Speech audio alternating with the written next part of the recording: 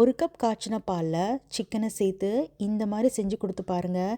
நம்ம எப்பொழுதும் செய்கிற சிக்கன் ரெசிபிலேயே இந்த மாதிரி ஒரு தடவை வித்தியாசமாக செஞ்சு பாருங்கள். ரொம்ப ரொம்ப சூப்பராக இருக்கும். செம்ம சாஃப்டாக இருக்கும் சிக்கன். கண்டிப்பாக உங்கள் வீட்டில் எல்லோரும் ரொம்ப விரும்பி சாப்பிடுவாங்க. வாங்க எப்படி செய்கிறதுன்னு பார்ப்போம். ஃபஸ்ட்டு ஒரு பவுலில் 1 கப் போல் காய்ச்சின பால் சேர்த்துக்கோங்க. அது கூடவே 1 டேபிள் ஸ்பூன் இஞ்சி பூண்டு விழுது சேர்த்துக்கோங்க. நல்லா கலந்து விட்டுட்டு இப்போ அதில் நல்லா கழுவி சுத்தம் பண்ண சிக்கன் ஒரு 1.25 கிலோ அளவுக்கு சேர்த்து நல்லா கலந்து விட்டு ஒரு மூடி போட்டு அரை மணி நேரம் ஊற விட்டுருங்க. நல்லா ஊறட்டும். இப்போ அரை மணி நேரத்துக்கு அப்புறமா அதிலிருந்து சிக்கனை மட்டும் எடுத்து ஒரு தட்டில் எடுத்து வச்சுருங்க.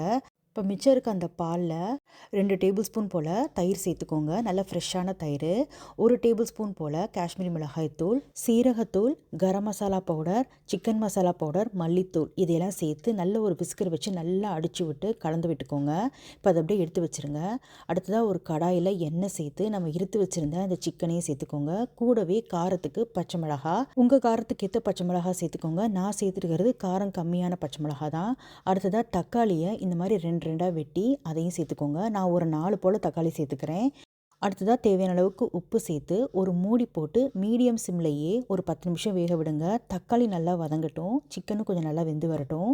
10 நிமிஷத்துக்கு அப்புறமா ஓப்பன் பண்ணி பார்த்தீங்கன்னா தக்காளி நல்லா வெந்திருக்கும். தோல் எடுக்க வரும். எல்லா தக்காளியிலேருந்தும் தோல் எடுத்துருங்க. உங்களுக்கு விருப்பம்னா தோல் எடுத்துருங்க, இல்லாட்டினா பிரச்சனை இல்லை. அடுத்ததாக நம்ம பாலில் கலந்து வச்சுருந்தோம் பார்த்தீங்களா மசாலா ஐட்டம். இப்போ அதை அப்படியே ஊற்றி திரும்பவும் நல்லா ஒரு 10 நிமிஷம் திறந்து வச்சே வேக விடுங்க. நல்லா வற்றி வரட்டும். நல்ல ஒரு கிரேவி கன்சிஸ்டன்சி வந்ததுக்கப்புறமா இறக்கிற வேண்டியதான். உங்களுக்கு வேணும்னா மல்லித்தலை தூவிக்கலாம். இதுக்கு பேர் மலாய் சிக்கன் கராஹி மசாலா. ஆக்சுவலாக சிக்கனை பாலில் ஊற வச்சு செய்யும்போது சிக்கனை நல்ல ஒரு க்ரீமி டேஸ்ட்டும் வரும். சிக்கன் ரொம்ப சாஃப்டாகவும் இருக்கும். நம்ம நார்மலாக பட்டர் சிக்கன் மாதிரி ரெசிபிக்கு க்ரீம் சேர்ப்போம் பார்த்தீங்களா, அதுக்கு பதிலாக நம்ம பால் சேர்க்குறோம், அவ்வளோதான். பட் ஆனால் டேஸ்ட்டுக்காக தான் இதை சேர்க்குறோம். செம்ம சூப்பராக இருக்கும். இது சப்பாத்தி, நான், பரோட்டா அது மட்டும் இல்லாமல் இடியாப்பத்துக்குமே ரொம்ப சூப்பராக இருக்கும். கண்டிப்பாக ட்ரை பண்ணி பாருங்கள்.